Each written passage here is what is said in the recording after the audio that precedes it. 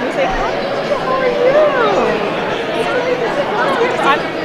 I think we're just talking, but it's Charlie Observer. You should have been on the plane too.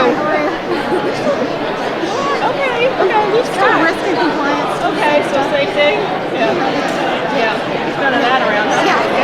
They married us together, but it's like, oh God, it's 2 jobs in one now. Yeah. Wow. It was just compliance, and now it's just like, Oh, yeah.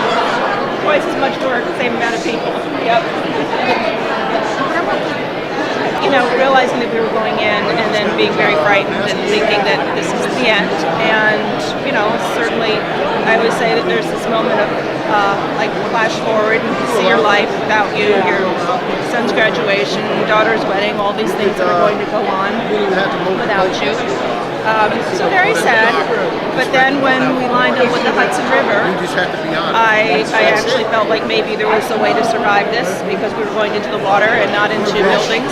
So I actually started making a plan to get out, between how do I get my seatbelt out or off, you know, where's the door, where's the exit. So feeling, you know, that maybe I could survive. And then we hit. It was hard, but it wasn't nearly what anyone anticipated. So, you know, I was one of the people who actually jumped in the river. I was in the water for quite a while before ending up in the front left raft. And what is today mean for you? I think it's an end of a chapter. I'm kind of hoping that some of this can be put behind us, and it's certainly symbolic. It's a happy occasion. Incredibly grateful, but I'm also ready to move on. At 6:30 p.m. on January 15th, 2009, Mayor Bloomberg and I decided to have a press conference to discuss the joint efforts of first responders, of the Red Cross, of passengers in a cruise ship who became part of the recovery, of the air traffic controllers, and all the other responders who made such an event over an extraordinary landing in the Hudson River. As we were leaving the anteroom on Pier 78 to come in and give the press conference, a rabbi who I knew yelled to me, "Tell them it was a miracle." And so I greeted the audience by saying we had a miracle on 34th Street, and today I believe we have a miracle on the Hudson. So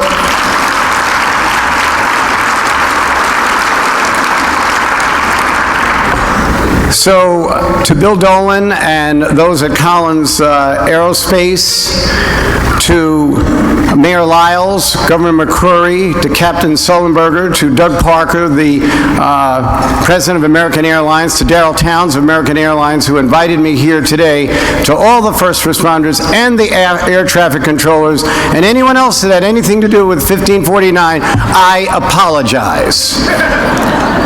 I should have said, today we have a completed mission.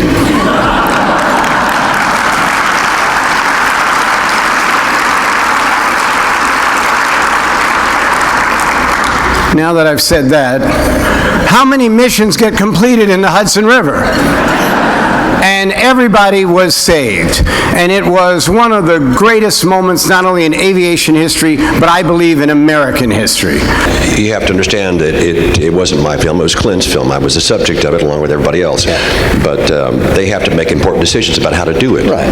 Yeah, and so they have to compress time, they have to use composite characters, and they have to make it something people will pay $12 to go see. So, but I think the flying sequences in particular are very accurate, often taken verbatim from the cockpit voice recorder transcript. If I had my druthers, as we used to say in Texas, I would have made the investigation scenes more nuanced. It was not at all that they were out to try to get us, but they had their own agenda, which is very different than ours, and they were trying to find the truth no matter where it led, and if our reputations got in the way, so be it. It's that the process is inherently and necessarily adversarial. It wasn't that they were. What did you think? I'm going to give a much shorter answer than Sully did. I was very excited to be played by a man 6 years younger than me with Hollywood good looks and, most importantly, a full head of hair. Well,